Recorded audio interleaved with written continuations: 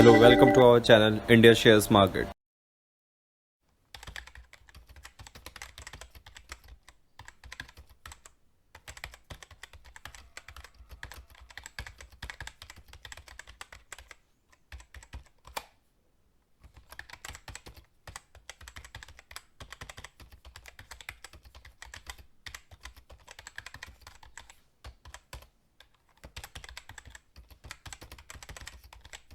My name is Mark Hake. I'm from Scottsdale, Arizona, and I am very interested in your policies on diversification and also how you concentrate your investments. And I've studied your annual reports going back a good number of years, and there's been years where you had a lot of stocks in your marketable equitable securities portfolio, and there was one year where you only had 3 in 1987. So I have 2 questions. Given the number of stocks that you have in the portfolio now, what does that imply about your view of the market in terms of, is it fairly valued, that kind of idea? And second of all, it seems that whenever you take a new investment, you never take less than about 5% and never more than about 10% of the total portfolio with that new position. And I wanted to see if I'm correct about that. Yeah, well, on the second point, that really isn't correct. We have positions which you don't even see because we only listed the ones above 600 million in the last report, and obviously those are all smaller positions. Sometimes that's because they're smaller companies and we couldn't get that much money in. Sometimes it's because the prices moved up after we bought them, and sometimes it's because we may be selling the position down even. But so there's nothing magic. We like to put a lot of money in things that we feel strongly about, and that gets back to the diversification question. We think diversification is, as practiced generally, makes very little sense for anyone that knows what they're doing. Diversification is a protection against ignorance. I mean, if you want to make sure that nothing bad happens to you relative to the market, you own everything. There's nothing wrong with that. I mean, that is a perfectly sound approach for somebody who does not feel they know how to analyze businesses. If you know how to analyze businesses and value businesses, it's crazy to own 50 stocks or 40 stocks or 30 stocks probably, because there aren't that many wonderful businesses that are understandable to a single human being in all likelihood, and to have some super wonderful business and then put money in number 30 or 35 on your list of attractiveness and forego putting more money into number 1 just strikes Charlie and me as madness. And it's conventional practice, and it may, if all you have to achieve is average, it may preserve your job, but it's a confession in our view that you don't really understand the businesses that you own.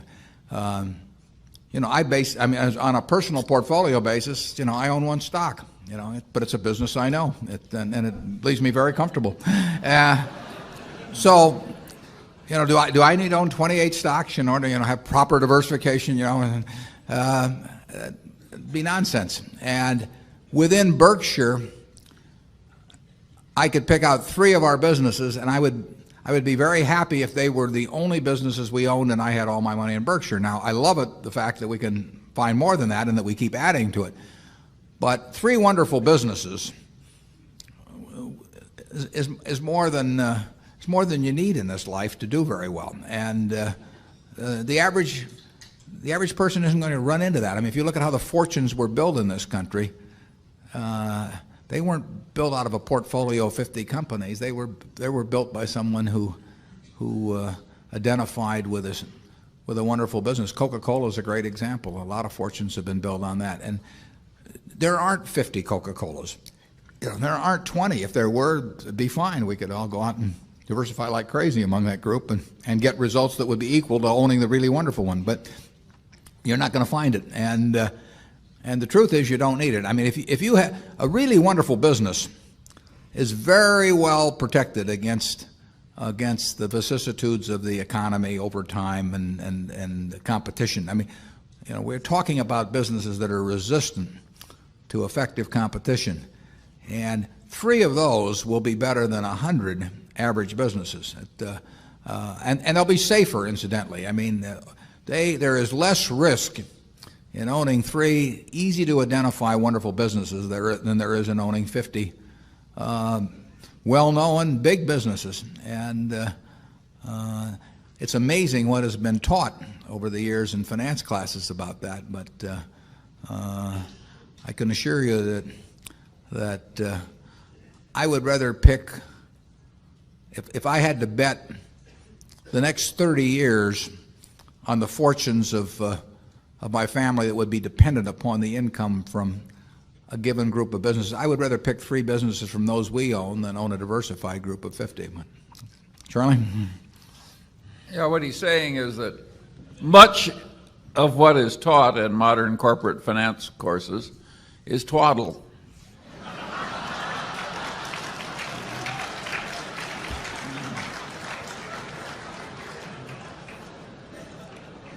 You want to elaborate on that, Charlie?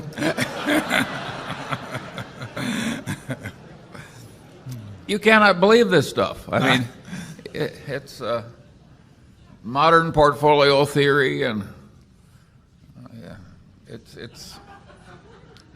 it has no utility. But I mean, it will tell you how to do average. But I think anybody can figure out how to do average in 5th grade. I mean, it's just not that difficult. And it's elaborate, and there's lots of little Greek letters and all kinds of things to make you feel that you're in the big leagues. But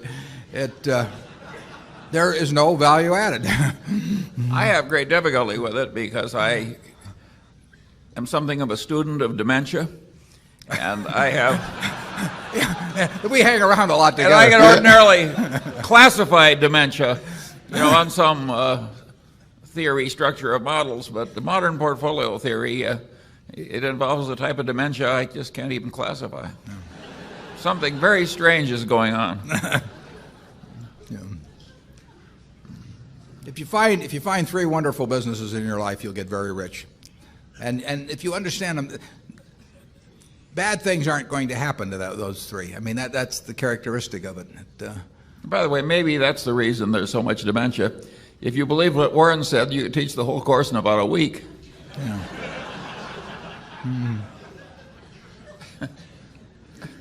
Yeah, and the high priest wouldn't have any edge over the lay people, and that never sells well. Right.